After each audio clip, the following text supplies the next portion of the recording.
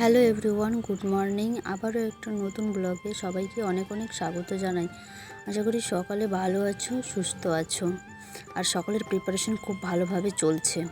আমি সকালে ঘুম থেকে উঠে ছাদে এসে তারপরে আমি টু ডু লিস্ট বানিয়ে নিলাম। টু ডু লিস্ট বানিয়ে পড়তে বসে গেছি। টু ডু লিস্টের মধ্যে ছিল আজকে জীবনবিজ্ঞান, ভৌতবিজ্ঞান, জিকে, ইংলিশ। তারপরে প্রথমেই আমি জীবনবিজ্ঞান দিয়েই শুরু করি। তারপরে বাকি কিছু, কারণ জীবনবিজ্ঞানে তো 50 মার্ক থাকে, তাই আমি জীবনবিজ্ঞান থেকেই শুরু করি। কারণ আমাদের যেগুলো চ্যাপ্টার হয়ে গেছে আমি সেগুলোকে রিভিশন দিই, আর যেটা আমাদের নতুন অধ্যায় পড়াচ্ছে সেটাকে মুখস্থ করি।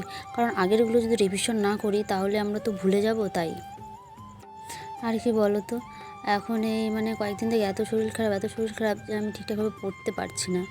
পড়ার চেষ্টা করছি তবুও পারছি না, কেমন যেন। তোমরা আমাকে দেখলেই বুঝতে পারবে আমি কতটা শুকিয়ে গেছি, আগের থেকে অনেকটা শুকিয়ে গেছি।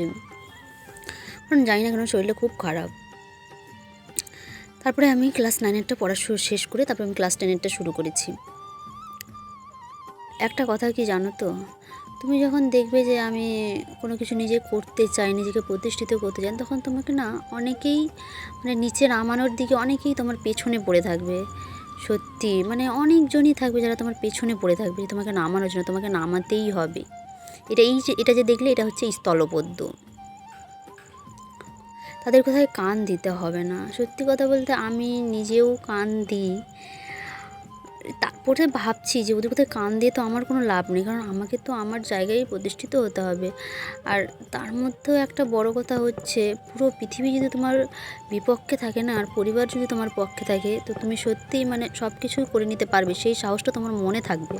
কিন্তু যখন তোমার পরিবার তোমার কেউ যখন তোমার সাপোর্টে থাকবে না, তখনই বোঝা যায় যে পৃথিবীটা কত কষ্টের। আর নিজেকে সেই জায়গায় সাকসেস করা কোথাও যে কষ্টকর হয়, সেটা একমাত্র তারাই জানে যাদের ফ্যামিলি সাথ দেয় না। আত্মীয়স্বজন তো ছেড়েই দিলাম, তারা তো জীবনে সাথ দেবে না, শুধু মুখেই বলবে জীবনে সাথ দেবে না, সেটা আমার জানা আছে। টু ডু লিস্টে জীবনবিজ্ঞান হয়েছে, অঙ্ক, জিকে আর ইংলিশ করবো, কারণ জিকে আর ইংলিশ পরীক্ষা আছে। ভৌতবিজ্ঞানটা আজকে আর পড়া হবে না। ভালো লাগছে না, তাই একটু মুখটা দেখে নিলাম কেমন লাগছে। তারপরে জিকে শুরু করব। তারপরে আমি এখন পড়ছি, কারণ আজকে আমাদের পরীক্ষা আছে ইংলিশ আর জিকে। আজকেরটা আমি তোমাদের কালকে জানিয়ে দেবো যে আমি জিকে থেকে কত পাবো, কারণ আমার সারাদিনে ঠিকঠাক পড়া হয়নি, তো আমি ঠিকঠাক পাবো না জানি। কারণ সত্যি কথা বলতে সেই অনেক কিছু কথা বলতো, সেগুলো আমি গায়ে মেখে নিই। আর সারাদিন পড়া হয় না, সত্যি তাদের কথা আমাকে ইগনোর করতে হবে, কোনো প্রয়োজনই নেই, তাই না? শুধু বেকার তাদের কথা ভেবে শুধু নিজের পড়া নষ্ট, তার থেকে থাক।